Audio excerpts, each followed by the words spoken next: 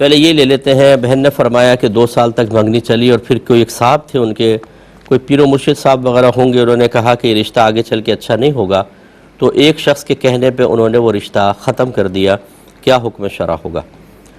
دیکھیں، اس طریقے سے کہنا بالکل غلط ہوتا ہے کہ جی یہ رشتہ ٹھیک نہیں ہوگا. یہ استخاروں کی مسائل بھی ایسے ہی ہوتے ہیں.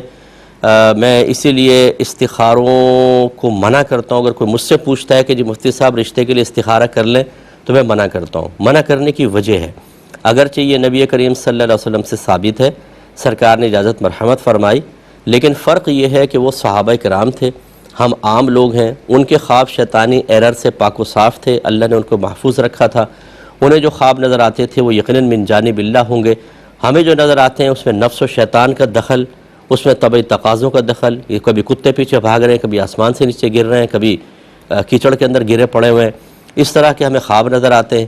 تو اس لیے یہ ضروری نہیں ہے کہ ہمیں جو خواب میں اشارہ نظر آ رہا ہے وہ ضرور اللہ تبارک و تعالیٰ کی طرف سے ہو. پہلی بات تو یہ.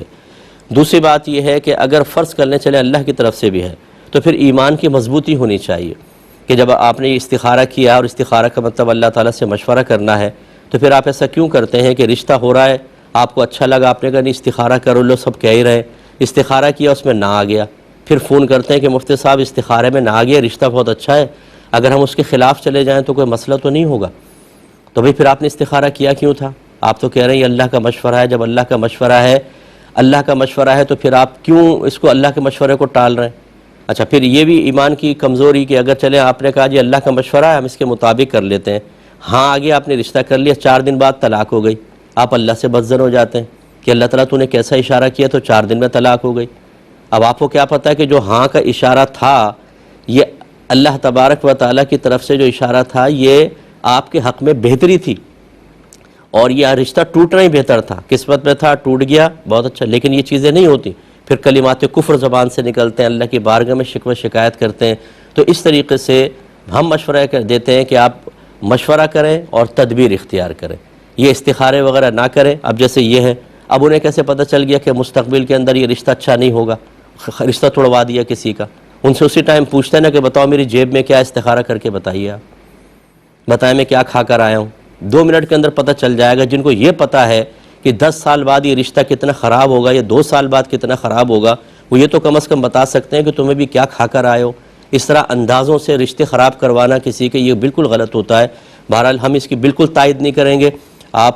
ہمارا مشورہ یہ ہے کہ مشورہ اور تدبیر کریں، استخاروں کی طرف نہ آئے. ہر ایک اپنی اپنی بولی بولے گا. آپ 4 استخارے کروائیں، ایک ہی کام کے 4 آدمیوں سے کروائیں. ایک کچھ کہے گا، کچھ کہے گا، کچھ کہے گا، کچھ کہے گا. اور جو کر رہے ہوتے ہیں استخارے، یہ کبھی اپنی 2 کروڑ کی انویسٹمنٹ کے لیے کبھی استخارہ کر کے انویسٹمنٹ نہیں کریں گے. اپنی بیٹی اور بہن کا نکاح کرنا ہو کبھی استخارے کے اوپر نہیں کریں گے، ہمیشہ مشورہ تدبیر کریں گے.